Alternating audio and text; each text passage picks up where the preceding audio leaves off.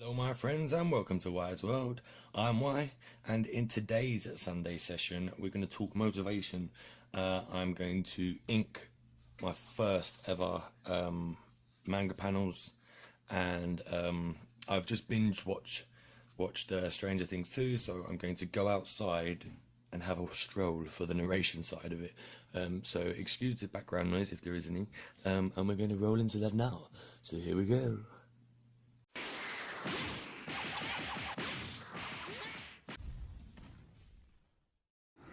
So I just really wanted to make this video today mainly because of the whole Inktober process and what the Inktober process has kind of done for me so far. But I am going to make a video right at the end of Inktober where I show off my sketchbooks and talk about all the things I've learned, what I thought it was good for, and all that sort of stuff. So I will try and leave the actual subject of Inktober out of this video, mostly because this is a Sunday sessions video, not an Inktober video. So I'm just going to briefly touch on the Inktober topic right at the start here, and then we're going to put it to bed and leave it there. So Inktober has kind of brought up some big questions for me, and one of which has been stuff that I'm not particularly good at drawing.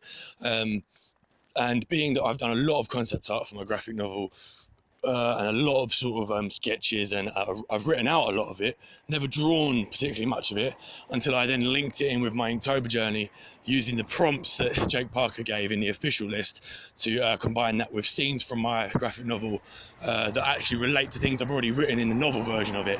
So it did lead me to the conclusion that I wasn't very good at some of the really main subjects that I'm going to be drawing in the graphic novel, which was ships and some forms of some perspective shots I'm particularly bad at. Some of the way how clothing falls, how a cape would sort of flow over you, for instance, and some of it became a little bit disheartening, knowing that I'm going to have to draw these possibly hundreds, maybe even 1,000 or so times across the space of the 3 large sort of volume books that I'm planning to make into graphic novels, and that was going to be a particularly hard thing, and then possibly questioning if the motivation that I already had would be enough to sort of power me through it. So I came to the conclusion that I'm probably not going to be able to do quite as well as I thought.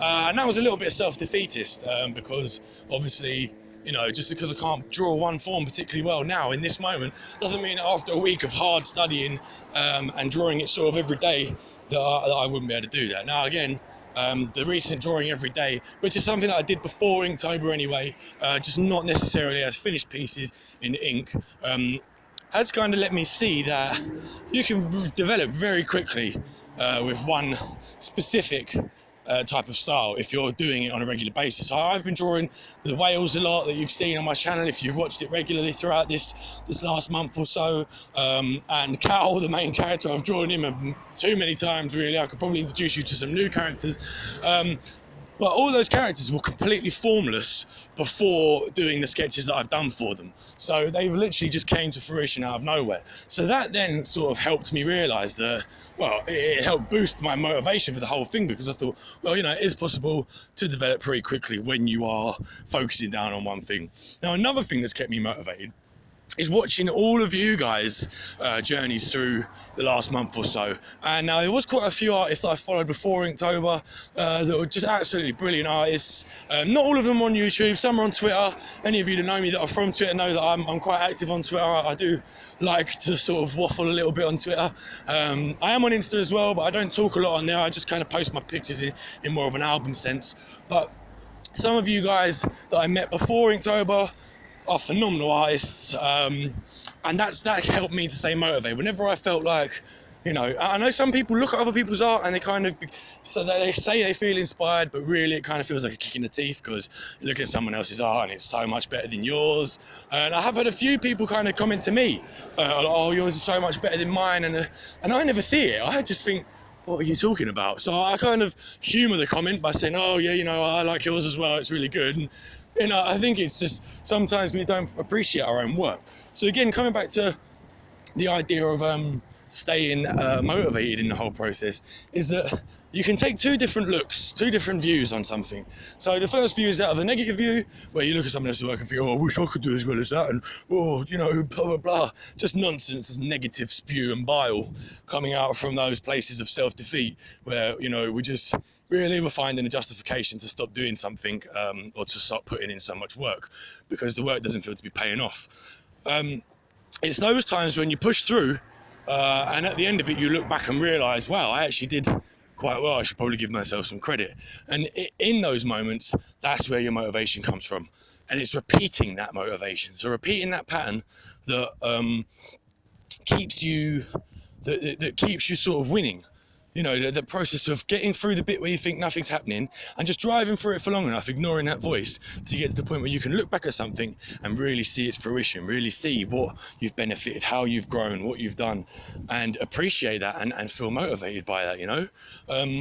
So for me, when I've looked through everyone else's work and I've seen things, or they've talked about things that they've struggled on, and I can completely relate to it, it's helped me to stay motivated and look at things in a positive light. Another good thing to do to stay motivated is just listen to music that you like, read books that you like, things that, not just that you like though, but things that are sort of thought provoking. For me, thought provoking. For me, so for instance, the sort of music I would listen to would be quite lyrically, something with some quite clever lyrics in it, something that gets you thinking, a little bit out of the box. I don't just listen to sort of generic pop music. In fact, I quite like listening to rap music and things like that when I'm doing art.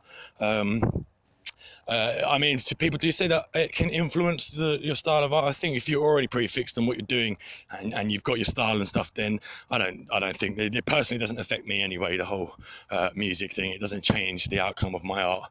I'm already pretty solid on what I'm doing to start with. My ideas are normally pretty fixed in my mind. For me, it's just about really being involved and engaged in the community and being part of everything with everybody else, and sort of witnessing everyone else's growth and journey and allowing that to motivate me too.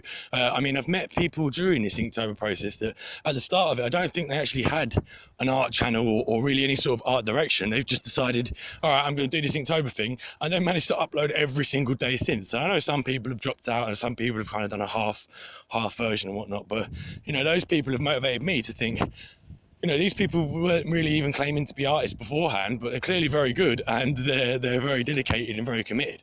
And you've seen how their work's progressed over such a short time, and it's just amazing to see the growth that goes on when you really sort of stretch yourself and push yourself.